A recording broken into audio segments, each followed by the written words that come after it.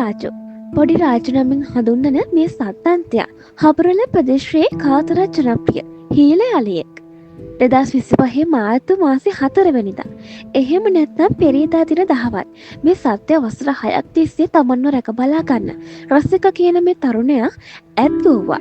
හැමදාම යාපදව තිබෙන යාන්වයට රැගෙන යන දිනපතාම මේ රාජු නාවන්. එහෙම යනකොට මේ සද්දන්තය තමන්ගේ ස්වාමියාට පහර දීලා ජලය ඔබා ඝාතනය කරනවා. එක් තරුණියක් ඒ ප්‍රදේශයේ දකිනවා.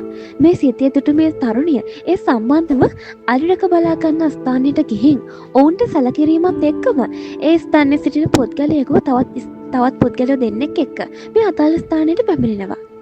එහිදී ඔවුන්ට පහර දීමට උත්සාහ කරන මේ සද්දන්තයා මහත් පරිශ්‍රමයක් දරා ඒ ස්ථානයේ නිවත් කර වෙනත් ස්ථානයකට ගාල් කර බඳ තමා තිබෙනවා. අනේ ඒ වන විටත් මේ සද්දන්තයව රැක බලාගත්ත රසිකගේ සිරුර දී තිබී අපිට හම් වෙනවා. ඒත් රෝහල් ගත කරද්දිත් රසික නම් වූ මේ තරුණ ඇත්ගොව්වා මෙලොවින් නික්ම ගෙහින්.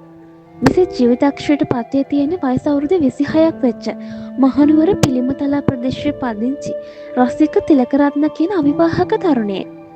මියගේ රසික මෙම හීල රාජු නම් අලියා සමග ඉතා සමීපව කටයුතු කළ බවට ඔහුගේ හිතවතුන් සඳහන් කරේ. හබරණ ප්‍රදේශයේ කාතරත් අහිංසක ජනප්‍රිය චරිතයක් වූ රසික තිලකරත්නට අපි හැම දෙනාම මෙසේ ප්‍රාර්ථනා කරමු. මතු උපදින ආත්මික මෙවන් අකල් මරණවලට ගොදුරු නොවේ උතුම් අමා මහ නිවනින් සැනසෙන්නට ඔබට හැකි වේවා යනුවෙන්.